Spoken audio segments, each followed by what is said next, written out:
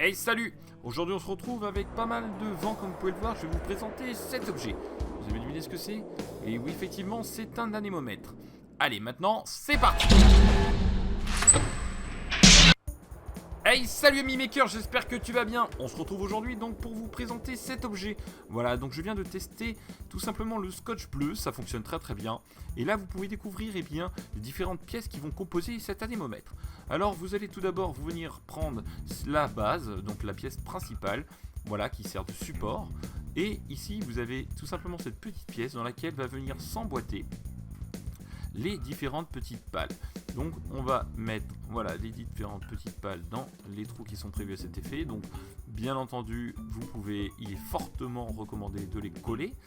Donc pour que le tout soit solidifié, voilà, mettez-les bien dans le bon sens bien entendu.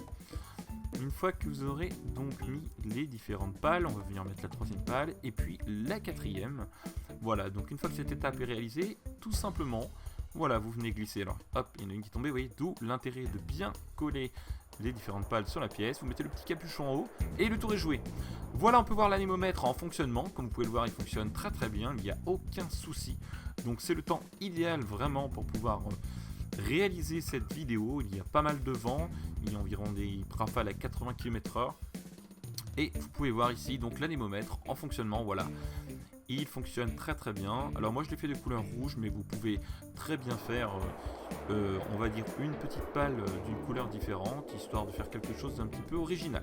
Voilà, en tout cas il est réalisé en PLA rouge, et je vais maintenant vous montrer tout simplement le timelapse.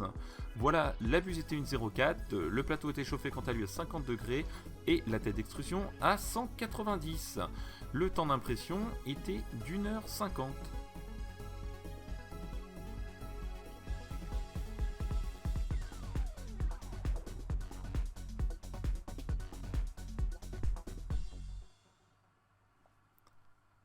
Et voilà les amis, si vous aussi vous souhaitez réaliser ce magnifique petit anémomètre, je vous mets le lien juste en dessous dans la description.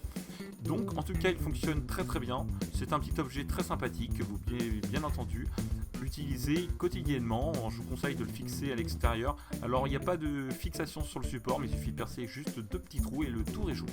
Voilà, en tout cas ce petit anémomètre est très sympa. Donc moi je l'ai fait pour ma part en PLA, mais je vous conseille de le faire en ABS car sinon vous aurez des soucis l'été avec la chaleur.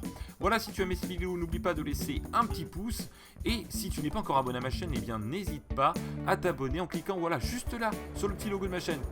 Et on se retrouve tous les vendredis à 21h30 pour le live. Allez, ciao les makers!